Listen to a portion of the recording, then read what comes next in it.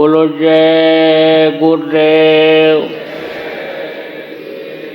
तो अब आप ये समझो कि आगे का समय खराब है और अन्न की भारी कमी हो सकती है। कैसे भी होगी, लेकिन अन्न की भारी कमी हो सकती है। ऐसे समय में आप मुकाबला करने के लिए समय का आप ये समझो कि हफ्ते में चाहे एक ही दिन सही, वैसे 2 दिन इतवार गुरुवार को करो तो बहुत अच्छा है। भोजन बंद कर दो, एक समय का भोजन बंद कर दो। आप ये समझो जो बुढ़े लोग हो और जिनका पेट खराब रहता, तबीयत खराब रहती है, एक टाइम आहार कर दो, क्योंकि आगे चल कर के दवाएँ मिलेंगी नहीं। और जड़ी बूटी की तरफ से सब लोग हट गए। देसी दवाओं की जानकारी लोगों को पहले हुआ करती थी, उसी से बहुत कुछ अपनी तकलीफ़ों को मर्ज़ों को दूर कर लिया करते थे। लेकिन अब जानकारी रही नहीं तो रोग बढ़ जाएंगे। तो रोग कहते हैं बढ़ने नहीं देना चाहिए, रोग को हल्का नहीं समझना चाहिए। यानी समझो कि वो पता नहीं कब दबा दे, परेशान कर दे। तो ऐसे समय के लिए समझ लो कि पेट को हल्का रखो कि रोग न होने पावे। देखो जवानी में या बचपने में कोई चीज़ खाने पीने में ज़्यादा हो जाता है, बदपरहेजी भी हो जाती है, तो चल जाता है। शरीर में इतनी क्षमता और ताकत रहती है कि उन छोटी मोटी समझ लो कि कमियों को दूर कर देता है। वो बर्दाश्त कर लेता है, लेकिन बुढ़ापे में नहीं होता है। वैसे तो कहा गया एक आहारी सदा व्रतधारी। एक समय खाने वाला समझो कि जैसे व्रत रखा जाता है पेट की सफाई के लिए, समझ लो कि गंदगी को ख़त्म करने के लिए, ऐसे समझो कि वो व्रतधारी ही है। और एक नारी ब्रह्मचारी, एक नारी को अपनी नारी समझता है, देवी समझता है, समझ लो कि धर्म का पालन करता है कि गृहस्थ का जो धर्म होता है कि भाई दूसरे के तरफ नज़र न डालो, अपनी ही लक्ष्मी को मान करके उसको रखो। तो आप ये समझो कि वो ब्रह्मचारी होता है। तो समझ लो कि भोजन आप जो बचे आप उसको समझो कि जो असहाय हैं उनको खिला दो। वैसे तो आज जितने भी प्रेमी हो, सत्संगी हो, आपसे ये कहा जा रहा है, अपील की जा रही है कि आप जहाँ कहीं भी अपने अपने गांव में हो, अगल बगल में मोहल्ले में देख लो, अगल बगल के घरों में देख लो कि कोई भूखा तो नहीं सो रहा है। और अच्छा तो ये होगा कि पहले की आदत आप लोग डाल लो। पहले क्या करते थे लोग, शाम को जब भोजन बन जाता था तो दरवाजे पर लोग बैठते थे। आप ये समझो अभी तो कितनी भी गर्मी हो, पसीना छूट रहा हो, लेकिन टीवी घर में जो रखा हुआ है उसको नहीं छोड़ पा रहे हैं लोग। वाले 25 आदमी घर के बैठ जाएं, दम घुटने लग जाए, लेकिन उसको नहीं छोड़ रहे। लेकिन शाम के समय बाहर किसी के यहाँ जितनी भी जगह होती थी लोग बैठ जाते थे। अब आप ये समझो जब भोजन तैयार हो जाता, खबर जब आती अंदर कमरे से, मकान से आवाज़ लगती कि भोजन तैयार है, तो पड़ोसियों से पूछते थे, कहते थे भाई चलो भोजन कर दो। नहीं कहता था मेरे यहाँ भी बना, अभी करेंगे। अरे भाई भोजन किया कि नहीं किया? कहते थे अभी करेंगे। अरे करेंगे क्या, चलो आज हमारे यहाँ खा लो। एक दूसरे के यहाँ खाते थे, ऐसे जाते थे, ऐसे बुला करके खिलाते थे। आप ये समझो कि वही आदत आप डालो, बहुत अच्छा रहेगा। पूछे ही लिया करो, भाई खाए कि नहीं खाए, नहीं खाए तो खिला दो। कुछ लोग तो समझो मांगते ही नहीं हैं, कहते नहीं, भूखे रह जाने वाली आदत होती है। तो आप उनके लिए फरिश्ता बन जाओगे।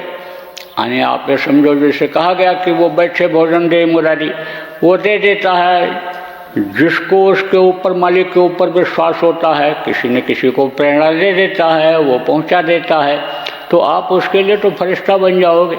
मुंह से भले न बोले, लेकिन अंदर में उसका जो मन होगा, जो आत्मा होगी, वो आपको आशीर्वाद देगी कि देखो भाई ये हमको ला करके खिला दिए, भूखा मैं था। तो एक आदत सब लोग डालो, बगल वालों से पूछने की, और अगर नहीं है तो खिला देने की। और बच्चियों के लिए, देवियों के लिए, माताओं के लिए मैं ये कहूँगा कि सब लोग अपने अपने घरों में एक बर्तन में जब भी सुबह शाम दोपहर में जब भी भोजन बनाओ तो उसमें से जो भी बनाओ, आटा है, दाल है, चावल है, जो भी बनाओ, एक चुटकी उस बर्तन में रख दिया करो निकाल करके दोनों समय। वो जो आपका होगा वो समझ लो कि मुसीबत में लोगों के काम आएगा। आप ये समझो कि वो आपके भी काम आ जाएगा ज़रूरत पड़ने पर। तो इसकी आदत डालो, जिसको चुटकी कहते हैं। चुटकी निकालने का काम करो आप लोग, चुटकी डालो। आप लोग एक एक गोलक रख लो कि जिसमें कुछ न कुछ रोज़ डाल दिया करो।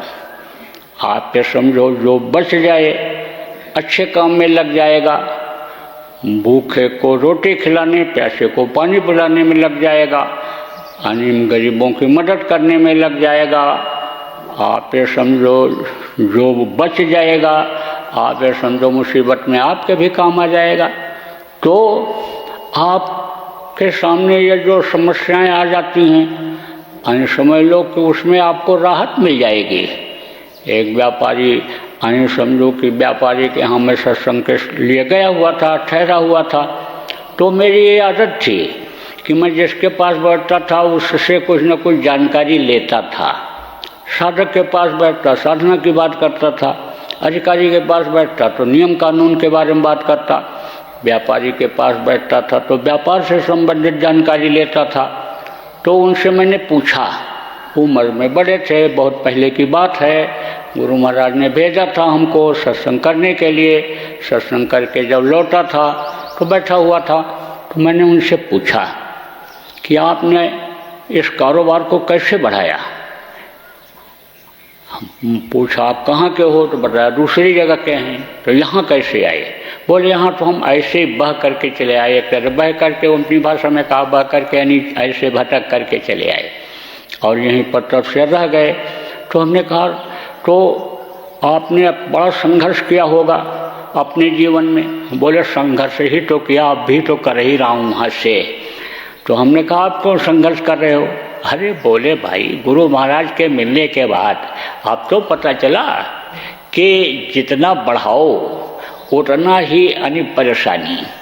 तो बढ़ाता तो चला गया, और ये जो बच्चे हो गए यह भी इज्जत के लिए अपने बढ़ाते चले जा रहे हैं। तो हमने कहा 2-2, 3-3 फैक्ट्रियाँ आपकी हो गई, तो ये कैसे हुआ, किस तरह से आपने बढ़ाया?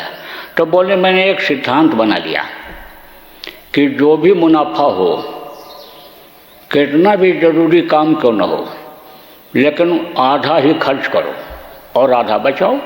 तो आधा मुनाफे की जो पूंजी बचती गई उसी से मैंने इसको बढ़ाना शुरू किया और बढ़ता ही चला गया। तो ऐसे आदमी एक नियम बना लेता है, सिद्धांत बना लेता है, तो उसका चलता रहता है। अब ये बात ज़रूर है कि जो बात बताई जाए उसको अगर लोग पकड़ लें और अमल करें और देखें कि इससे फ़ायदा होता है कि नहीं होता है, क्या होता है, तब तो पता चलेगा। एक कान से सुनो और दूसरे कान से निकाल दो तो कैसे अनुभव होगा, कैसे पता चलेगा? तो बोलो जय गुरुदेव।